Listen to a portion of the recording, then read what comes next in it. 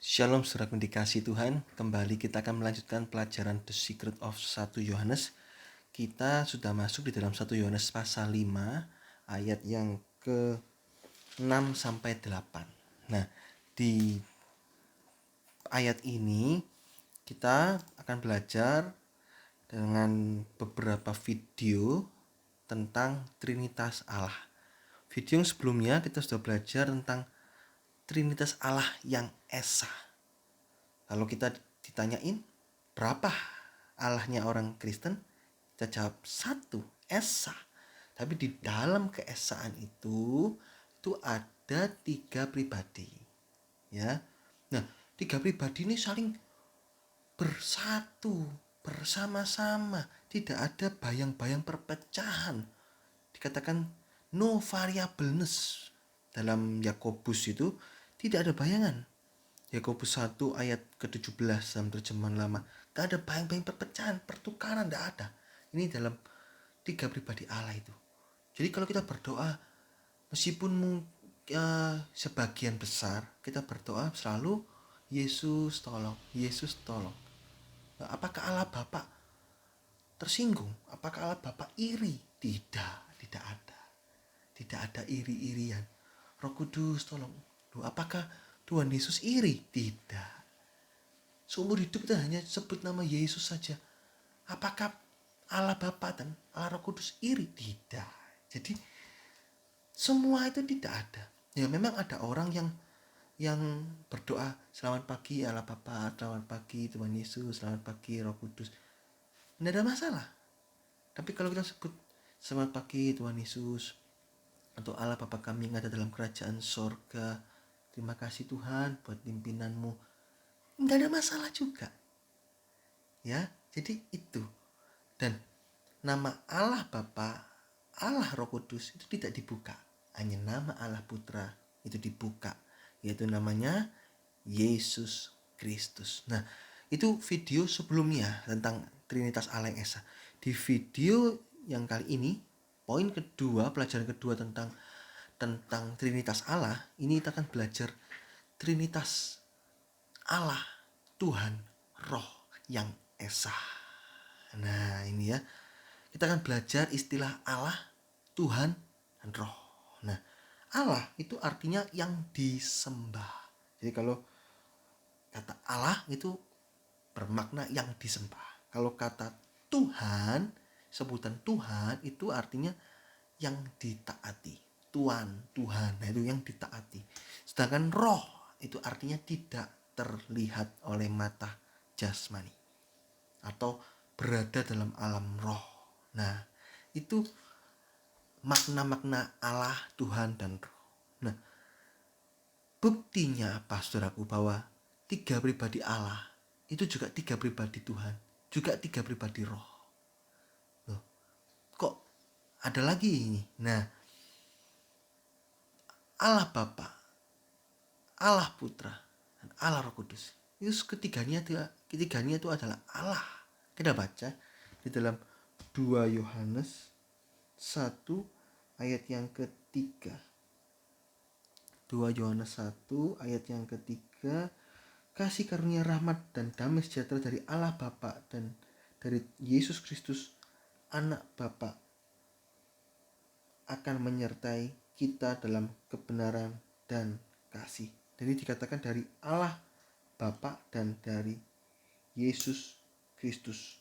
Nah, God the Father, Lord Jesus Christ, ya, Tuhan Yesus Kristus, dan dari Tuhan Yesus Kristus the Son of Father, Putra Bapa. Nah, kita baca lagi di dalam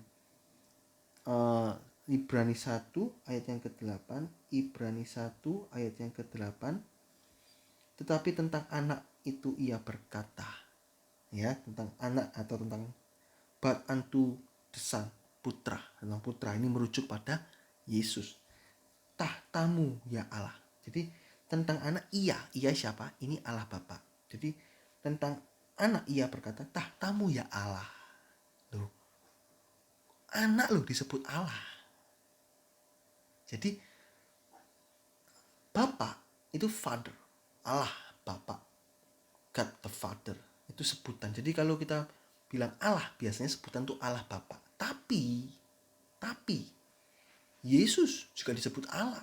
Ini dikatakan dalam Ibrani 1 ayat 8.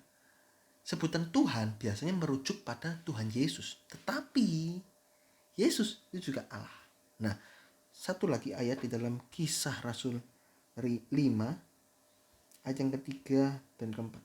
Tapi Petrus berkata, Ananias, mengapa hatimu dikuasai iblis sehingga engkau mendustai Roh Kudus dan menahan sebagian dari hasil penjualan tanah itu? Ayat keempat, selama tanah itu tidak dijual, bukankah itu tetap kepunyaanmu? Dan setelah dijual, bukankah hasilnya itu tetap dalam kuasamu? Mengapa engkau merencanakan perbuatan itu dalam hatimu? Engkau bukan mendustai manusia, tetapi mendustai Allah. Dikatakan di sini Allah. Roh Kudus juga disebut Allah. Jadi Allah Bapa, God the Father, God the Father, Allah Bapa, Tuhan Yesus juga Allah, tahtamu ya Allah. Itu Allah Bapa menyebut Putra itu sebutan Allah, juga Roh Kudus itu juga disebut Allah. Engkau bukan mendustai manusia, tapi mendustai Allah. Roh Kudus disebut Allah. Ketiganya adalah Allah yang harus disembah. Walaupun hanya saja dalam Alkitab, jika menggunakan Allah, biasanya Allah Bapa. Itu 1 Korintus 8 ayat yang ke-6, kita baca. 1 Korintus 8 ayat yang ke-6. Namun bagi kita hanya ada satu Allah saja, yaitu Bapa. Nah, ini kan sebutan Allah biasanya merujuk pada Bapa, yang daripadanya berasal dari segala sesuatu dan yang untuk Dia kita hidup, dan satu Tuhan. Siapa satu Tuhan? Yaitu Yesus Kristus. Sebutan Tuhan biasanya Yesus Kristus. Nah, ini dalam Yesaya 9 ayat yang ke-5 dijelaskan julukan Putra Allah, yaitu Allah yang perkasa, Allah yang penasehat, ajaib. Ini nggak bisa digabung karena dalam bahasa Inggrisnya counselor,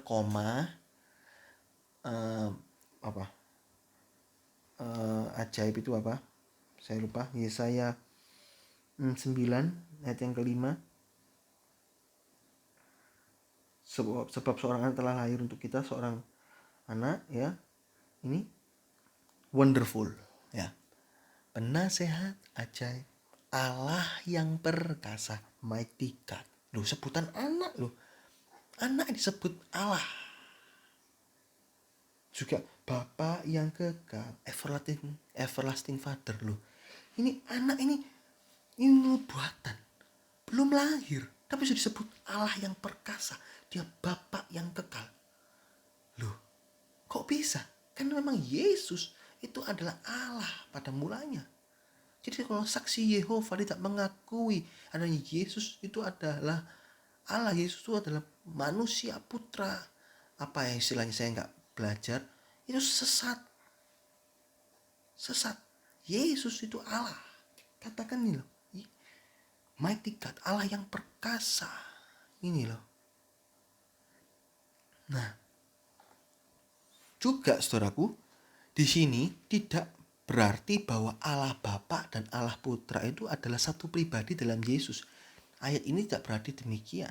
Artinya adalah Bapa yang kekal menunjukkan suatu hubungan yang begitu dekat antara Yesus dengan kita. Dia kekal.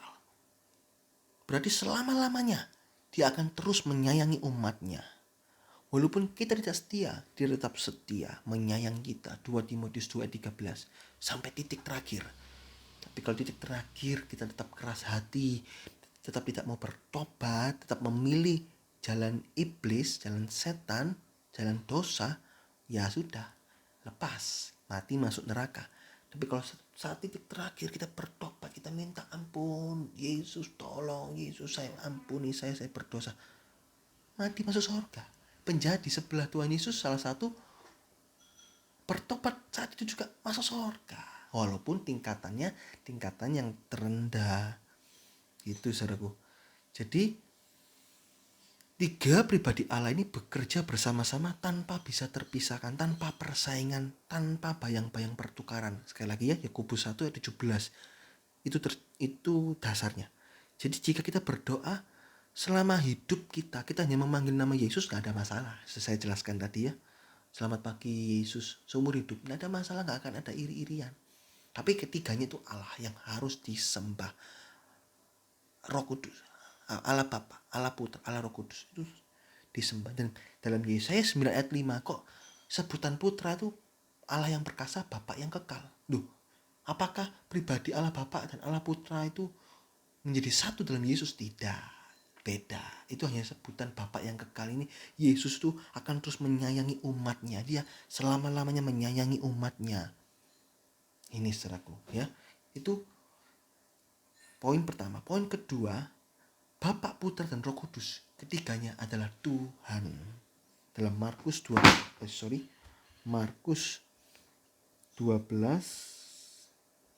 ayat yang ke-36,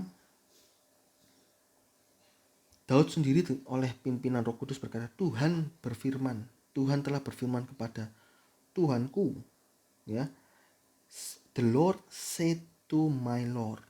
Tuhan berfirman kepada Tuhanku. Loh, apa artinya ini? Ini Tuhan, ini sebutan Allah. Katakan Daud itu Tuhan berfirman kepada Tuhanku. Tuhanku siapa? Ini putra dalam pimpinan Roh Kudus. Daud itu bisa mengucapkan kalimat yang nubuatan atau kalimat yang menjadi dasar pengajaran Trinitas Allah, saudaraku. Di dalam Kisah 2 ayat yang ke-36. Kisah 2 ayat yang ke-36. Jadi seluruh kaum Israel harus tahu dengan pasti bahwa Allah Bapa, ini sebutan Allah, telah membuat Yesus, nah, yang kamu salibkan itu menjadi Tuhan. Yesus juga disebut Tuhan, ya kan? Dan Kristus. Kisah 5 ayat 9.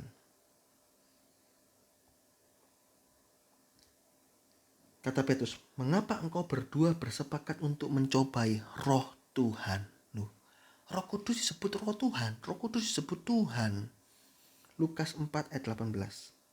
Saya kasih ayat-ayat ini supaya ini memang dasarnya, saudaraku. Roh Tuhan ada padaku. Loh, Tuhan. Roh Kudus disebut Tuhan. Ketiganya adalah Tuhan. Jadi ini bermakna bahwa tiga pribadi Allah itu harus ditaati. Hanya saja dalam Alkitab jika menggunakan kata Tuhan biasanya merujuk pada Tuhan Yesus. Berdasarkan 1 Korintus 8 ayat yang ke-6. Ya, ketiganya harus ditaati.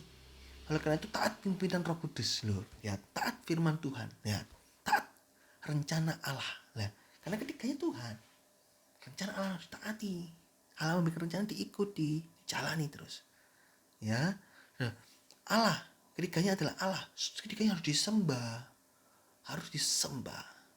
Nah, poin ketiga, Bapa, Putra, dan Roh Kudus itu adalah roh. 1 Timotius 1:17. 1 Timotius 1 ayat yang ke-17. Hormat dan kemuliaan sampai selama-lamanya bagi Raja segala zaman, Allah yang kekal, yang tak tampak. Nah, yang Esa, yang dikatakannya Esa. Sebutan Esa itu kan itu tiga menjadi satu. Esa. Ini tak tampak, Allah tak tampak berarti roh. 2 Korintus 3 ayat 17 sekarang. 2 Korintus 3 ayat 17. Sebab Tuhan adalah roh. Nah, Tuhan adalah roh. Tuhan Yesus sebut juga itu roh. Nah, ya. 1 Korintus 6 ayat 19. 1 Korintus 6 ayat 19. Tidakkah kamu bahwa tubuhmu adalah bait Roh Kudus? Ya, Roh Kudus juga disebut roh, jelas, ya. Biasanya memang kata roh itu merujuk pada Roh Kudus. Ketiganya adalah roh yang tidak tampak. Tetapi yang menjadi catatan di sini, Allah Putra mempunyai tubuh. Hanya Allah Putra. Saya ulangi lagi skemanya. Ini adalah jalan hidup putra manusia Yesus selama 33,5 tahun. Sebelumnya dia adalah Allah yang kekal. Yang juga roh, tidak kelihatan. Dia menjelma menjadi manusia. Dia menjadi manusia 100% tanpa ada unsur Allah. Dia menjadi manusia selama 33,5 tahun. Saat dia mati, 3 hari dia bangkit. Dia kembali menjadi Allah 100% plus. Nah, ini plus tubuh. Jadi 3 pribadi Allah, hanya Yesus satu-satunya pribadi yang punya tubuh. Nah ini saudaraku ya. Ini Allah Putra atau Yesus Kristus itu punya tubuh. Kita baca di dalam Lukas 24 ayat 39. Ini dasarnya ayat semua, saudara. Ada dasarnya. Lihatlah tanganku dan kakiku. Aku sendirilah ini. Rabalah aku dan lihatlah. Karena hantu tidak ada daging dan tulang. Seperti yang kamu lihat ada padaku. Jadi hanya Yesus, pribadi Allah Putra, yang punya daging dan tulang. Nah, ini adalah tubuh kemuliaan. Ini menjadi contoh tubuh kemuliaan yang akan kita dapatkan saat kita percaya Yesus dan kita setia sampai akhir. Saat kita mati, nah, suatu kita mati kan, roh kita kembali ke sorga. Nah, suatu saat kedatangan Tuhan Yesus kedua kalinya, itu roh kita kembali ke dalam tubuh kita dan diubahkan menjadi tubuh kemuliaan. Tubuh kemuliaan ini tubuh yang tak bercacat celah, tidak ada dosa, bisa tembus tembok, tidak terhalang oleh ruang dan waktu, bisa langsung sekejap pindah ke surga, sekejap pindah ke bumi. Ya itulah tubuh yang sempurna, seperti tubuhnya Putra Manusia Yesus. Di dalam pintu yang tertutup tiba-tiba dia datang gitu kan. Itu di dalam ini ada ya di dalam ayat, di dalam pintu tertutup tiba-tiba datang gitu. Itu ini dalam Lukas 24 ayat 36, Yesus tiba-tiba berdiri tengah-tengah mereka. Nah, itu tubuh kemuliaan, ciri-ciri tubuh kemuliaan. Nah, kapan-kapan kita akan belajar tentang tubuh kemuliaan. Itu asik. Juga kerajaan 1000 tahun, saudaraku. Itu asik sekali. Ini tiba-tiba kelihatan, tiba-tiba nggak kelihatan. Itu tubuh kemuliaan. Nah, atau saat kita hidup dalam kesucian sampai Tuhan Yesus datang kedua kalinya, sangkakala Allah dibunyikan, ada satu sorak dan ada penghulu suara itu, sangkakala Allah dibunyikan, itu tubuh kita ini akan diubahkan tuh hidup-hidup. Itu dalam 1 Korintus 15 ayat 51, diubahkan hidup-hidup menjadi tubuh kemuliaan. Nah, tubuh kemuliaan ini luar biasa, tidak bisa berdosa, tidak bisa mati, tembus tembok, tidak terhalang oleh ruang dan waktu. Ini saudaraku, hanya Yesus adalah Allah Putra yang punya tubuh kemuliaan. Nah, itu jadi contoh kita. Kita mati atau kita hidup-hidup pada waktu kedatangan Tuhan Yesus kedua kalinya, kita akan dapatkan tubuh itu. Wow, dahsyat saudaraku ya. Dahsyat. Nah, di dalam Yohanes 20 ayat yang ke-29, kata Yesus kepadanya, karena engkau telah melihat aku, maka engkau percaya. Berbahagialah mereka yang tidak melihat maupun percaya. Lihat, bisa melihat. Tubuh kemuliaan bisa kelihatan, tapi juga bisa tidak terlihat. Nah, saat ini kita nggak melihat sosok Yesus. Ya kadang ada yang dimimpin, ya itu kan dalam mimpi. Tapi walaupun kita nggak kelihatan, kita tetap percaya bahwa dia ada. Dia menyertai kita. Allah Putra terus bekerja, Allah Bapa terus bekerja, Allah Roh Kudus terus bekerja. Ini saudaraku. Nah, Allah Bapa dan Allah Roh Kudus tidak pernah menampakkan diri. Kita baca 1 Yohanes 4 ayat yang ke-12. 1 Yohanes 4 ayat yang ke-12 dikatakan, tidak ada seorang pun yang pernah melihat Allah.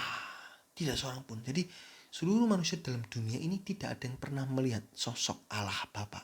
Tidak ada. Yohanes 3:8. Yohanes 3 ayat yang ke-8. Angin bertiup kemana ia mau dan engkau mendengar bunyi, tapi engkau tidak tahu kemana ia datang atau kemana ia pergi. Demikianlah halnya tiap-tiap orang yang lahir dari roh. Roh tidak terlihat. Itu roh. Jadi Allah Bapa dan Roh Kudus, Allah Roh Kudus tidak pernah kelihatan. Hanya Yesus.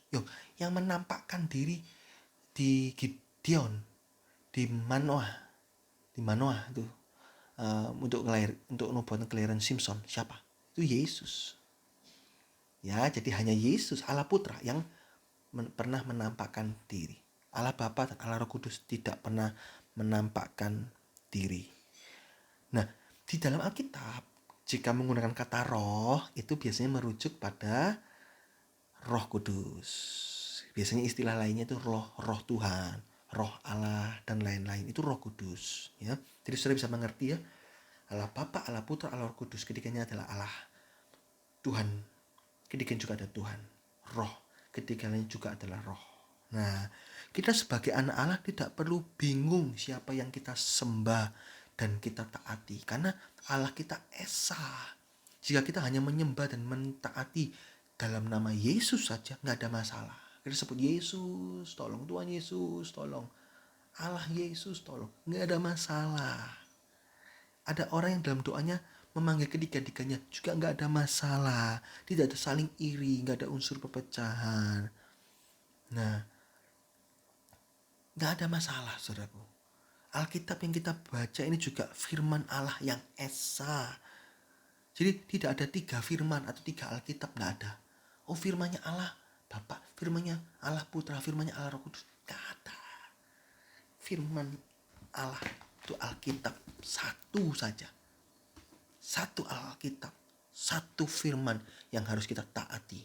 Satu Allah yang harus kita sembah. Dan ketiganya itu menjadi satu. Tidak kelihatan, tapi kita percaya. Ada satu ayat dalam 1 Petrus sebagai ayat terakhir. Saya coba search ya. Kelihatan di dalam Petrus.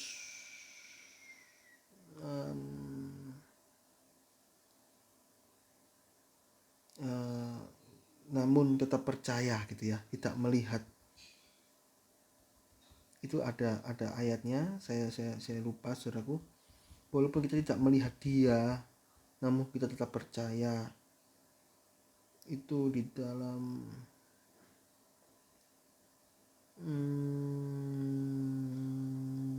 saya lupa ya. Jadi ada dikatakan walaupun kita tidak melihat, kita tidak mendengar, walaupun kita tidak melihat dia, namun kita tetap percaya. Itu ada ayatnya. Saya lupa, nanti lain waktu saya akan cari tahu, saudaraku. Ya, itu adalah gambaran pelajaran yang kedua tentang ketiganya adalah Trinitas Allah, Trinitas Tuhan, Trinitas Roh yang esa. Ketiganya menjadi satu. Ada pengajaran-pengajaran yang tidak mempercayai Trinitas Allah. Ada yang mengatakan oneness, satu pribadi. Ada yang mengatakan 2 pribadi. Tapi firman Tuhan itu mengatakan 3 pribadi. Itu jelas, saudaraku. Nanti kita akan lihat di dalam video kita yang akan datang tentang perumpamaan Trinitas Allah yang esa. Nah, dan kita akan belajar juga tentang pekerjaan Trinitas Allah yang esa. Juga nanti kita akan belajar tentang nama Allah di atas segala Allah, ya. Tentang Allah Bapa ini namanya siapa. Nah, itu nanti kita akan belajar. Terus juga nanti kita akan belajar tentang kesaksian Trinitas Allah, tentang 3 pribadi Allah. Itu nanti di dalam 1 Yohanes 5 ayat yang ke-7 ke-8 itu ada ya. Nah, nanti kita akan lihat satu persatu, saudaraku. Oke. Puji Tuhan, Tuhan Yesus memberkati.